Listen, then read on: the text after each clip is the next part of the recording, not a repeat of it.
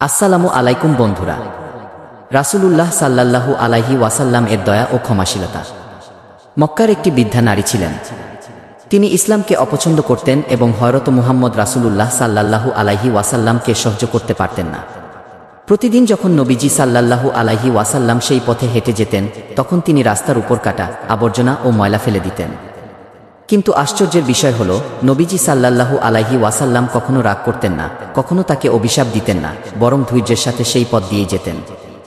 নবীজি জানতেন মানুষ অজ্ঞতার কারণে শত্রুতা করে, আর আল্লাহ তাআলা আমাদের ধৈর্য ধরতে শিখিয়েছেন। একদিন রাসূলুল্লাহ সাল্লাল্লাহু আলাইহি ওয়াসাল্লাম সেই পথ দিয়ে যাচ্ছিলেন, কিন্তু দেখলেন রাস্তায় কোনো কাটা নেই, কোনো আবর্জনাও নেই। নবীজি সাল্লাল্লাহু আলাইহি ওয়াসাল্লাম বুঝলেন কিছু একটা হয়েছে। তিনি খোঁজ নিলেন, জানতে পারলেন যে সেই বৃদ্ধা নারী অসুস্থ হয়ে শয্যাশায়ী। নবীজি সাল্লাল্লাহু আলাইহি ওয়াসাল্লাম দ্বিধা না করে তার ঘরে গেলেন। দরজায় কড়া নাড়লেন, ভেতরে ঢুকে শান্তভাবে বললেন, মা, আমি জানতে পেরেছি আপনি অসুস্থ।